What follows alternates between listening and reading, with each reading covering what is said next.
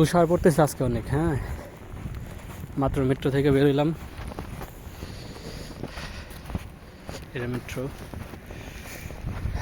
কাজে থেকে আসতেছি, বাটে পড়ে গেলাম আবারও। তুষারের বাটে পড়ে গেছি। মাঝে মাঝে তুষার পড়ে, কিন্তু তখন আর রুম থেকে বেরোই না। আজকে কাজে আসছি, এখন যাওয়ার সময় তুষারের বাটে পড়ে গেছি।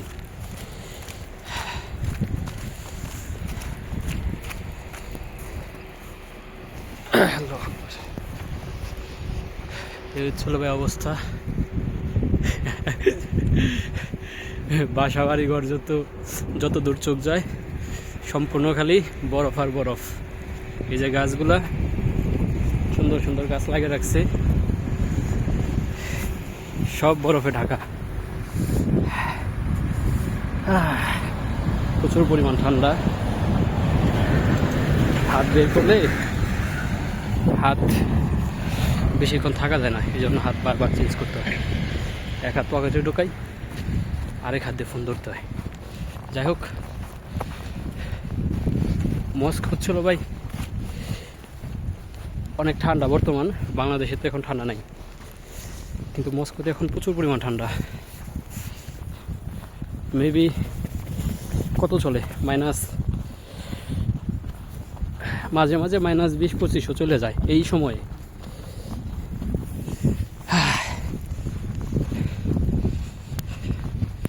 এই যে যতদূর চোখ যায়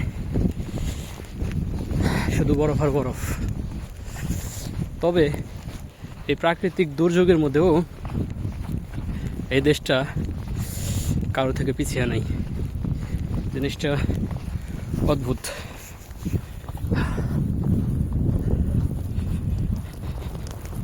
ফোনটা বন্ধ হয়ে যাব যখন তখন, কারণ বেশি ঠান্ডার মধ্যে ফোন থাকলে সর্বোচ্চ আধা ঘন্টা টিকে। 100% চার্জ থাকলেও সর্বোচ্চ আধা ঘন্টা টিকবে বাইরে পড়ে থাকলে। এরপর হঠাৎ করেই ফোনটা বন্ধ হয়ে যাবে। যাই হোক, এ হচ্ছিল বিষয়। শীতের মধ্যে স্মৃতি ধরে রাখার জন্য আবার যখন বাংলাদেশে যাব তখন এই ভিডিওটা দেখব, তখন ভাববো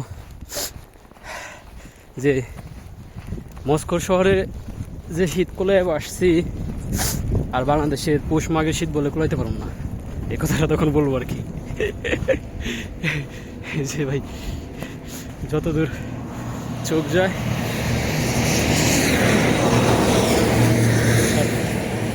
ব্যাপার হচ্ছে, রাস্তা তো দুই ধারে তুষারে আবদ্ধ। এমন মনে হয় যে তুষার কাইটা রাস্তা বানাইছে, এরকমটা মনে হয় আর কি। যে তুষার পইরে আছে, কাইটা কাইটা কাইটা কাইটা রাস্তা বানাইছে। বিষয়টা অবশ্যই এরকমই, কারণ প্রতিদিন যখন ওই তুষার পরিষ্কার করে সকালবেলা, তো তারা করে তুষারগুলো কই ফেলাবে, এই রাস্তা ধারে ফেলায়। আর রাস্তা ধারে চলে যেরকম ট্যাগ হয়ে যায়, এই যে উঁচা পাহাড়ের মতো হয়ে গেছে। এই যে ভাই গাড়ির অবস্থা, এই যে গাড়ির অবস্থা, এই যে ভাই অবস্থা। বাসা এসে পড়ছি, এটা হচ্ছিল আমার ফ্ল্যাট, এটা হচ্ছে আমার বাসা। হ্যাঁ ঠান্ডা, খোল খোল। উজবেকি এদেশে উজবেক বেশি আছে।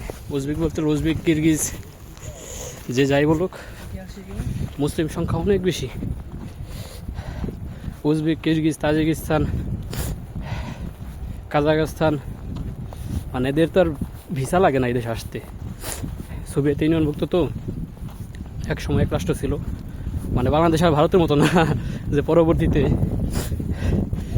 বিরোধী হয়ে গেছে, এরকম না। এখনও তারা এক, দেশ আলাদা হইলো এখনও এক। তারা করে এই দেশে এসে ওই ব্যবসা বাণিজ্য করে খায় আর কি। দেখ, সেটা নিয়ে এক সময় ভিডিও করব। এই যে ভাই যারা বিভিন্ন জায়গায় ডেলিভারি দেয়, স্টুডেন্ট আছে, তাদের হচ্ছিল বাইক এগুলা। রাস্তাঘাট এমনি পড়ে থাকে ভাই, কারো সাধ্য না এখান থেকে চুরি করে নিতে। এই যে এই হচ্ছিল গাছের অবস্থা, এই হচ্ছিল অবস্থা। ঠিক আছে, বাসায় ঢুকবো। রাত অলরেডি 10টা বেশি বাজে গেছে, এখানে 10:30 বাজে গেছে। আল্লাহ হাফেজ।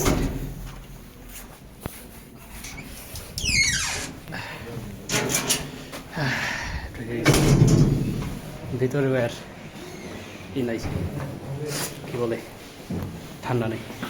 এখন এগুলো খুলে ফেলাইতে পারবো, এখন এগুলো খুলে রেখে থাকতে হবে, সমস্যা নেই।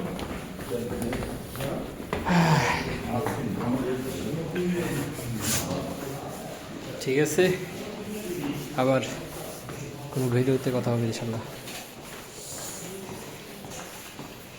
আল্লাহ হাফেজ।